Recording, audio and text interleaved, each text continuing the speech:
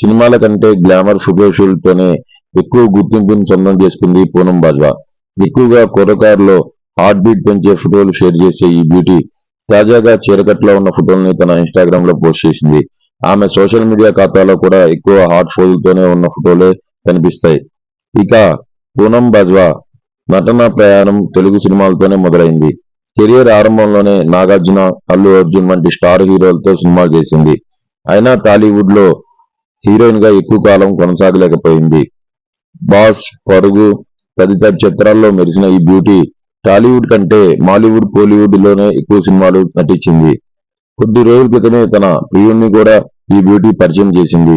Sunil Reddy, my roots, ground wings, handsome, అందమైన హృదయం ఉన్న నా లైఫ్ మేట్, సోల్ మేట్ కు హ్యాపీ బర్త్డే.